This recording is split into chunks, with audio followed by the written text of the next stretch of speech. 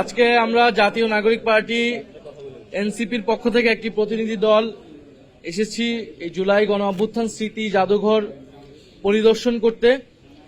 আপনারা জানেন যে এই স্থানটি, যেটি গণভবন নামে প্রধানমন্ত্রীর বাসস্থান নামে পরিচিত ছিল, 2024 সালের 5ই আগস্ট তথা 36শে জুলাই বাংলাদেশের ছাত্র জনতা এই গণভবন এসে এটাকে ফ্যাসিবাদ মুক্ত করে এবং জনতার বিজয় এখানে উদযাপিত হয়। যেহেতু 16 বছর ধরে নির্যাতন, নির্মমতা, ফ্যাসিবাদ, স্বৈরতন্ত্র সবকিছুর কেন্দ্র ছিল এই বাসস্থানটি, এই গণভবনটি। এখান থেকেই স্বৈরাচারী ফ্যাসিস্ট শেখ হাসিনা সকল কিছু সিদ্ধান্ত নিত। মানুষকে নির্যাতন করা, রাষ্ট্রীয় প্রতিষ্ঠান ধ্বংস করা, অর্থনৈতিক লুটপাট, দুর্নীতি সহ বিগত 16 বছর যত এদেশের ক্ষয়ক্ষতি হয়েছে, তো সেই নির্যাতন, নির্মমতা এবং মানুষের প্রতিরোধের এবং বিজয়ের স্মৃতিচিহ্ন সম্বলিত এই স্থানটিকে অন্তর্বর্তী সরকার জাদুঘর করার সিদ্ধান্ত নেয়। সেই অনুযায়ী কাজ শুরু হয়।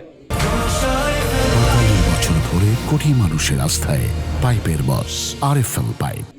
এবং আমরা দেখতে পেলাম যে এই বছর এই 5ই আগস্ট এটা উদ্বোধন করেছেন বর্তমান সরকার। তো সেই প্রেক্ষিতে আমাদের এটা পরিদর্শন করতে আসা।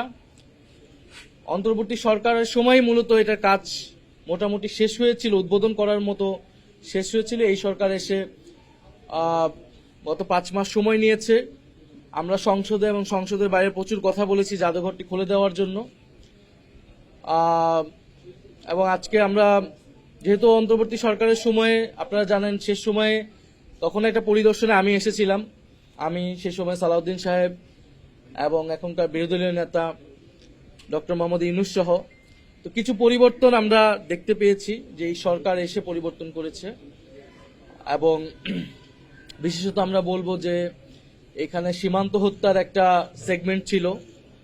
আমাদের যেই সীমান্তে আমাদের যে সকল ভাই বোনেরা হত্যাকাণ্ডের শিকার হয়েছে বিএসএফ ভারতীয় বাহিনী দ্বারা, প্রায় তাদের একটা তালিকা ছিল, ফেলানির একটা ভাস্কর্য ছিল, সেই জিনিসগুলো সরিয়ে ফেলা হয়েছে।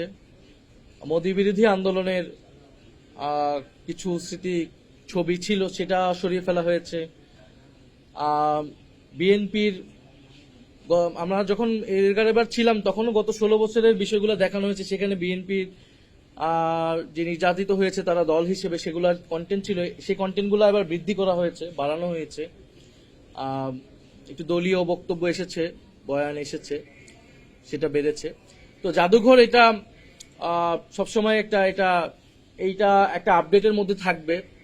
এটা আমরা গতবারও যখন কথা বলেছিলাম এবং গতবার যখন আমি এসেছিলাম তখনও আমরা মতামত দিয়েছিলাম। আজকেও আমরা যারা এখন দায়িত্বে আছে তাদেরকে আমরা মতামতগুলো দিয়েছি, আমাদের যেটা পর্যবেক্ষণ।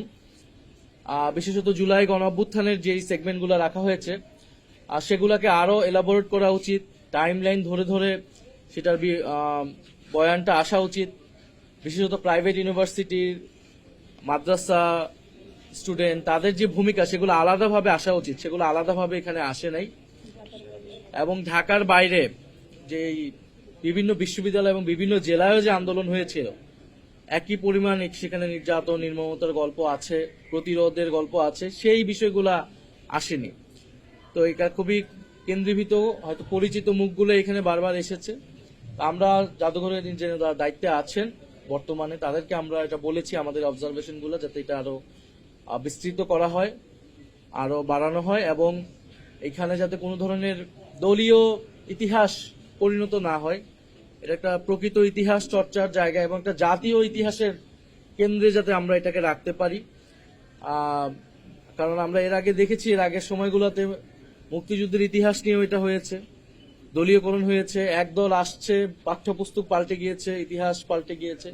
আমরা চাই জুলাই গণ অভ্যুত্থান সম্পর্কিত যে কোনো ইতিহাস, বক্তব্য, জাদুঘর, সেটা যাতে একটা জাতীয় চরিত্র থাকে, যাতে সেটাকে সবাই ধারণ করতে পারে এবং প্রকৃত সত্যটাই সেখানে আসে।